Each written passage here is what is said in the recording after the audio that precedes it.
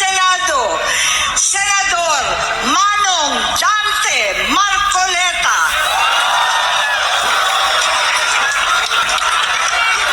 Napakahirap po ang pumunta, tumayo, at magsalita sa inyong harapan.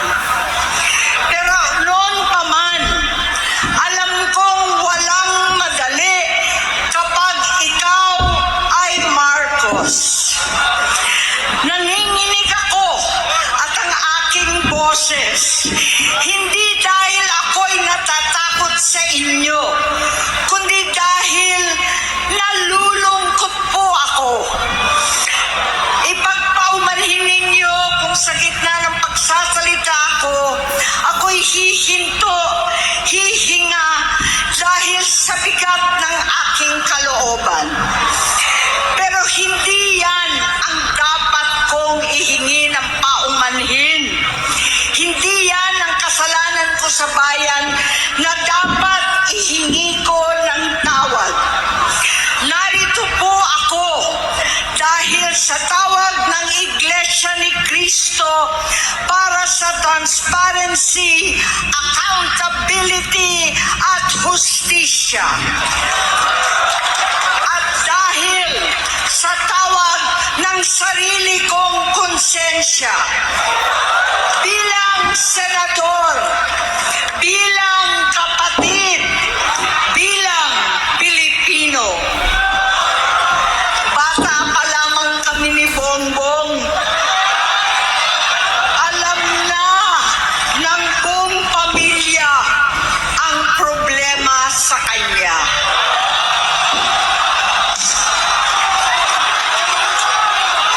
Sa totoo lang, mababasa naman ng lahat ang mga testimonya ng aking ama patungkol sa kanyang ugali at gawain.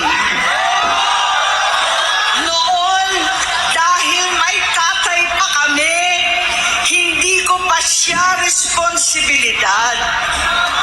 Noong tumatanda, ay mas naging nakakabahala. Batid ko na nagda-drug siya.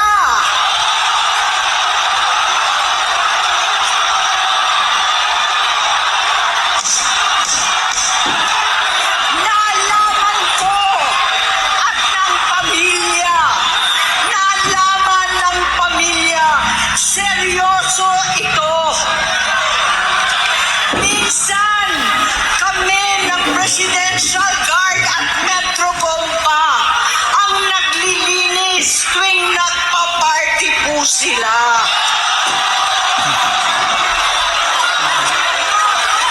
Nabuhay kaming magkakapatid sa ibang bansa. Kami-kami lang. Kinumbinsi ko pa si Bongbong, pakasalan mo na si Lisa. Naisip ko noon, kapag nag-asawa siya, malalagay na sa tahimik at magkakaroon ng direksyon. Ang laki ng pagkakamali ko. Mas lumala ang kanyang pagkalulong sa droga.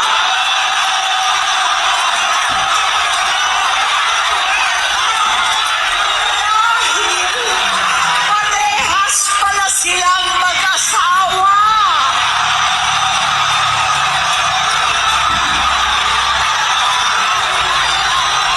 Naging gobernador siya ng Ilocos. Alam ng mga tao doon na halos hindi siya pumapasok. Tuwing kukumprontahin ko siya, ay nagsasabi siyang magbabago na siya, aalisin na niya ang bisyo. Hanggang sa may nagsumbong na naman sa akin na sa paggising pa lang sa umaga, kasabay ng almusal, marijuana pala.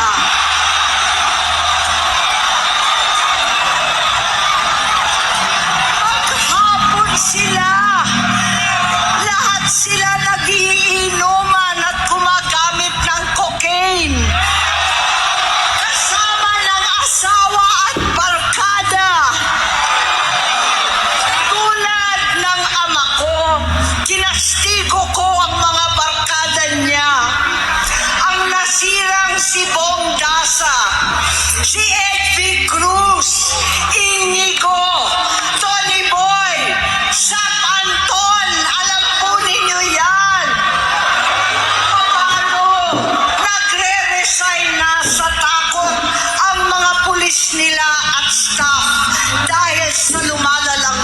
bisyo.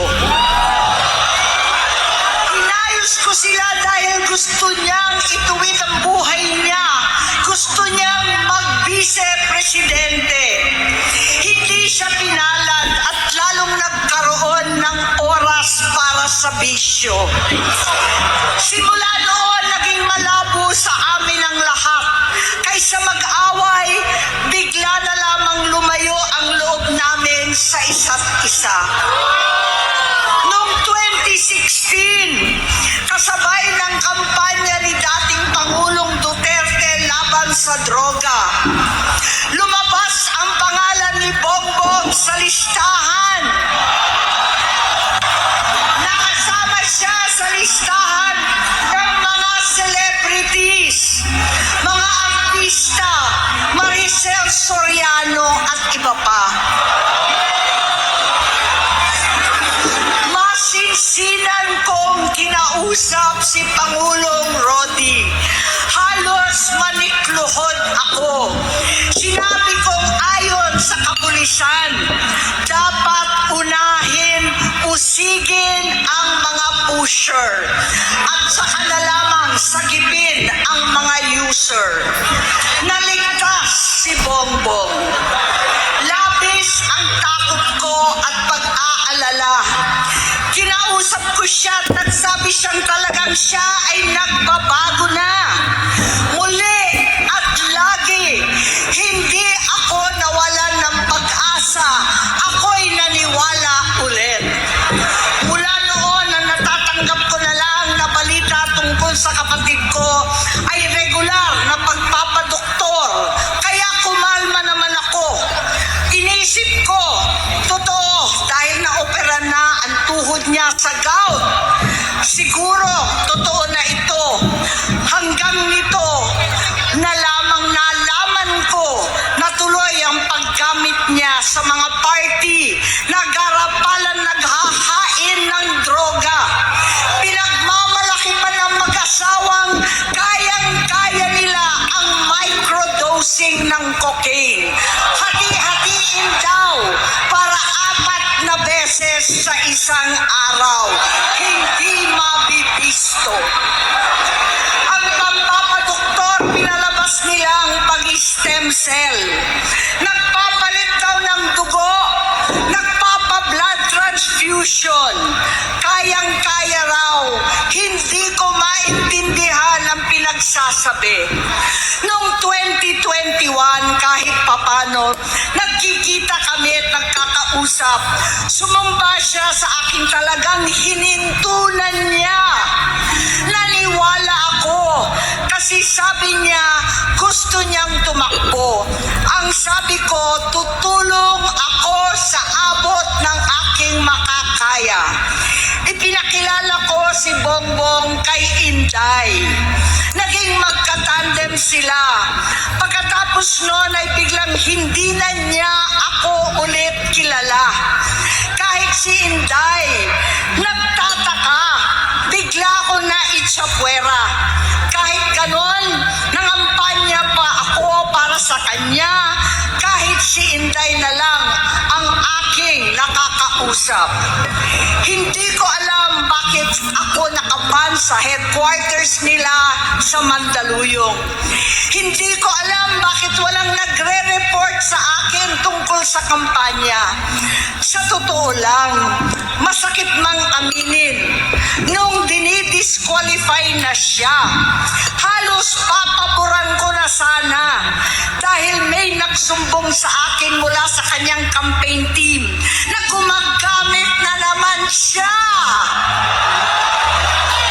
Nung sinabihan ko, siya at mga taong nasa paligid niya, nagkaisa silang tuluyan akong alisin sa kampanya na ako naman ang bumuo. Sinabi nilang gusto ko na siya ay ma-disqualify para ako ang pumalit. Hindi totoo yun. Iniisip ko ang kalagayan ng aking kapatid at paano siya magsisilbi kung ganyan ang kalagayan niya. Pero pinaparating sa akin na hindi siya lulong at party. Hindi ko maipaliwanag bakit gusto kong maniwala at hindi mawalan ng pag-asa. Noong nanalo siya, naging pinakamalayo na kami sa isa't isa. Maliban sa opisyal na takbuhan at kapag pumupunta yung nanay namin, hindi ako sumama sa loob ng 3 taon dyan sa Malacanang. Dahil lantaran na doon ang inuman, ang paggamit nila ng cocaine at mga bawal na gamot. Hindi ba ninyo nakikita, naririnig, kakaiba na siya magsalita. Hindi na maintindihan kung ano-ano na ang sinasabi at wala na sa sarili. Nagtatago sa kabaitan niya ang pang-aabuso niya sa droga. At nagbunga na ito ng mga nakakapinsalang maling desisyon.